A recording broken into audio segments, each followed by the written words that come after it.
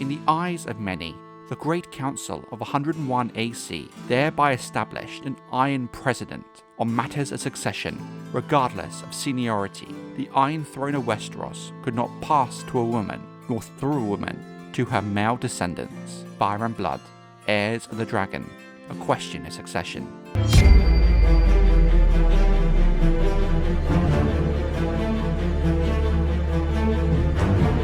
What I find so compelling about the Dance of the Dragons as a conflict is that each reader has their own interpretation of the causes and what side and what characters were in the right. It's why it's become such a hotly debated part of the Song of Ice and Fire expanded lore, even before House of the Dragon brought more mainstream audience into the wider lore of the books. I will go as far as even saying some of the disconnect a few fans have had with House of the Dragon Season 2 was in fact inevitable. When you're adapting an ambiguous story with conflicting accounts of events, it's up to the reader to form their own ideas in terms of the narrative of the story. Then, as viewers of House of the Dragon, what we are watching is the writer, in this case Ryan Condal's interpretation of the text, and that is reflected in the narrative choices he has made. Some people like those choices, some don't. But the reason I brought this up is because it perfectly highlights how so many of the key elements of the Dance of the Dragons are open to interpretation. So much so, it almost becomes a choose-your-own-adventure story.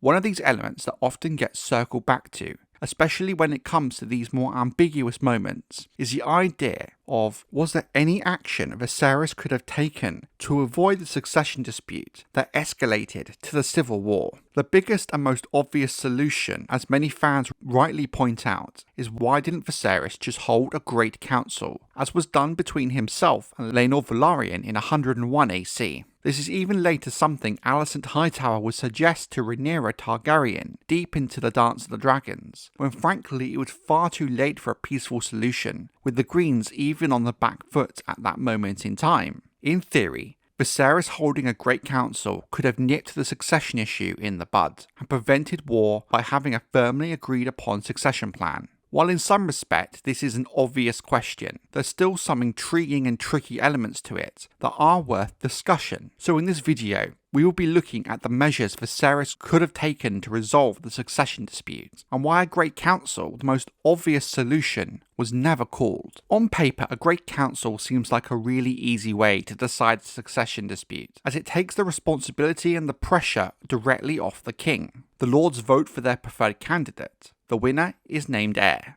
Except, as impactful as the Great Council of 101 AC was, it didn't truly solve the long-term issue with House Targaryen's succession methods. It just kicked it down the road for the next generation to worry about. Viserys was chosen over Rhaenor, yes, but the underlying tensions between the aggrieved parties lingered on.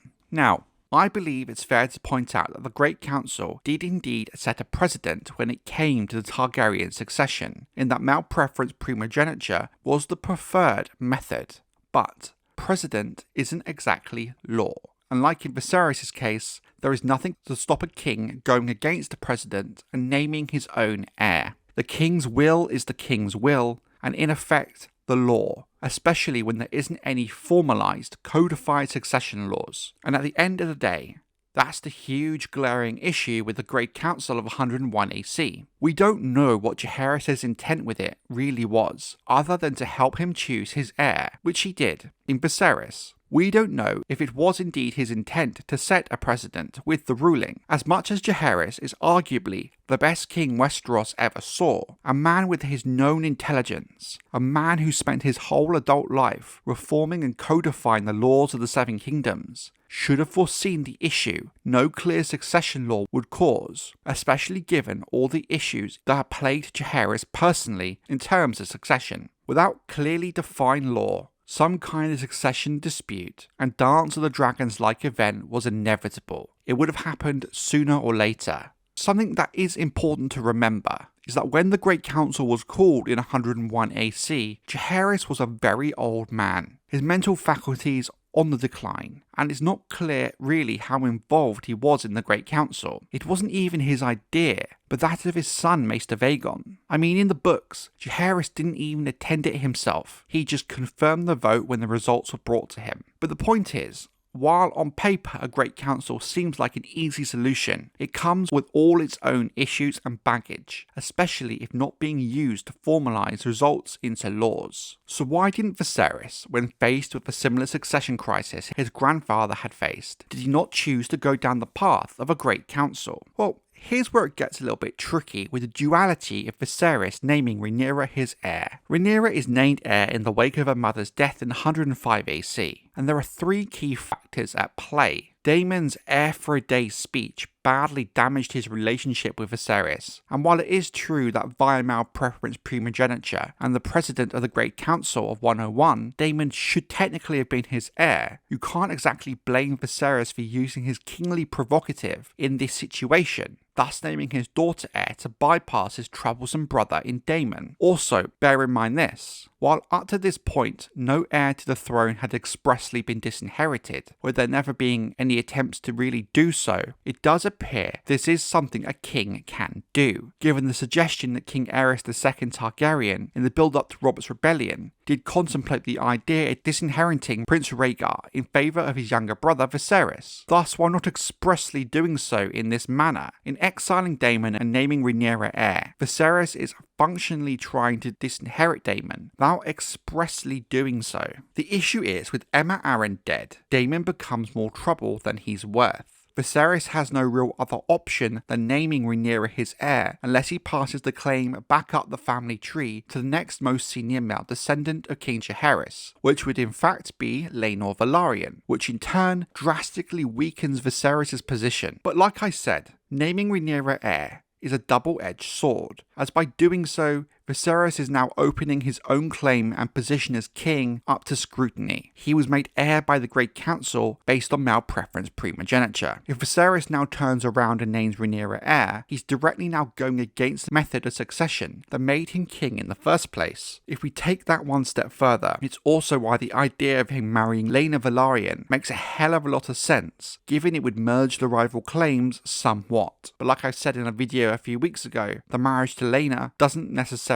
solve everything and comes with issues of its own. The other factor here is the timing of events. When Rhaenyra is named heir by Viserys, it's directly after Aemma Arryn's death and about a year before Viserys remarries. Given the choices in heir and the lack of desire for it, having a Great Council at this stage would only benefit Rhaenys and Laenor, given Laenor's claim is fairly strong at this stage. Plus, you also couldn't rule out Daemon pulling something off at a Great Council. Viserys is already acting out of convention by passing over Daemon. How would a Great Council benefit him at this point? At this stage, even Otto Hightower is backing Rhaenyra, given what the alternatives are. The man who would later be part of starting a civil war trying to uphold the concept of male preference primogeniture. We even go as far as having the Lords of the Realm coming to King's Landing to swear oaths to uphold Rhaenyra's claim as heir. But here's ultimately the issue. By going against convention so drastically like this, Viserys ironically is undermining his own claim to the throne in the sense he was chosen via male preference primogeniture, meaning with this method of succession, meaning the Iron Throne cannot pass to a woman or to a son via his mother, unless there are no more heirs in terms of the direct male line. So in Viserys naming his daughter heir while Daemon is still alive, he's directly running against the very same reasoning that allowed him to become king in the first place, which again is why his marriage to Laenor Velaryon would solve a lot of issues. For the most part, however, for a while at least, everyone kind of seemed on board with the idea of Rhaenyra. How long it would have stayed that way is another question. When the time came, whether or not Viserys had a son or more children, how many of the men who had supported Rhaenyra would still do so decades later? Oaths are in reality, for many houses, just words. And well, words are wind. We see this with the dance itself. Many houses who swore oaths to Rhaenyra ended up backing Aegon. It's not until Aegon is born the issue of succession really becomes a true issue again. Via male preference primogeniture, Aegon technically should be the heir, but via the king's decree, Rhaenyra is the named heir. And we get into the age-old debate about who is the rightful heir, we've discussed now countless times on this channel and across the fan community for years now. But who is the rightful heir is not the point of this video. We are specifically looking at the question as to why, if the situation was so complicated and divisive, did Viserys not just call a Great Council to settle the matter? There are some simple answers to this, but at the same time there are some which are more complex. Viserys had already decided Rhaenyra was his heir, even when Aegon was born, and then 2 more sons after him. He always remained firm and clear. Rhaenyra was his named heir, and remained firm on that whenever questioned on the matter. Despite Otto Hightower's attempts to get him to see differently, Viserys, rightly or wrongly, assumed that given the Lords had sworn oaths to uphold Rhaenyra's claim, that the matter was well and truly settled, which I suppose is a reasonable position to take, if a bit hopeful and naive to reality. But something Viserys failed to consider is that when these lords made these oaths, he didn't actually have a male heir, and the birth of Aegon may have changed the position of many of these lords. You also have to consider, half of these lords themselves were old men or dead by the time Rhaenyra makes her claim to the throne. This new generation of younger lords would not necessarily have been beholden to the oaths sworn 20 years ago, especially when circumstances, i.e. Aegon's birth, might have changed perspectives. So Viserys calling a great council at any point after the birth of Aegon is a huge risk. Events don't play out how he wants them to. Also, consider this. Because Jaehaerys I never made the precedent of the Great Council of 101 set into a codified law, even if Viserys did actually call a Great Council, even if the vote came back and Aegon wins, Viserys by no means actually has to recognise the outcome of it. At the end of the day, it's Viserys who has to enforce the vote. A Great Council is an advisory body, and while it would damage Viserys' reputation with his lords greatly, and may even start a few rebellions, he could ignore the outcome that doesn't suit his own wants, and just name Rhaenyra anyway. The Great Council itself has no real binding power. But another way to look at this is Viserys would never have willingly called a Great Council, even if a positive outcome would make Rhaenyra's claim even more secure, because frankly he knows, even before he called it, what the outcome is likely going to be. So what would be the point, when he could just use his same power as king to keep Rhaenyra as his named heir?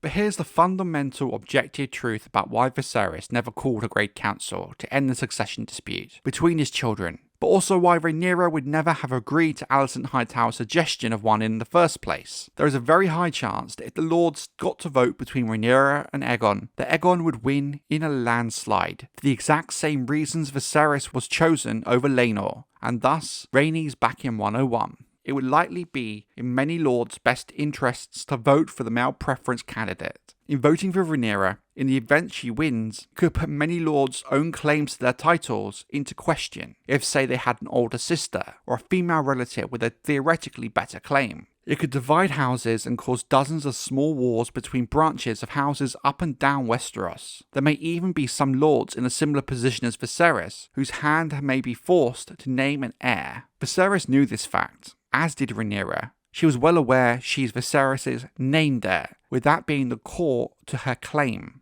Thus, Viserys calling a Great Council would only benefit those pushing Aegon's claim. Viserys made his choice, and no Great Council or Hand of the King or anyone was going to change his decision. That's why the Dance of the Dragons on a deeper level is much more than a civil war between House Targaryen, but a war between ideologies, with the outcome shaping the future of the Seven Kingdoms for the next 150 years. But what is so utterly baffling is even after the Dance of the Dragons, no succession law was firmly introduced. Thus why in 236 AC, another Great Council had to be called, where again, like 101 AC, a woman is passed over in favour of the male claimant.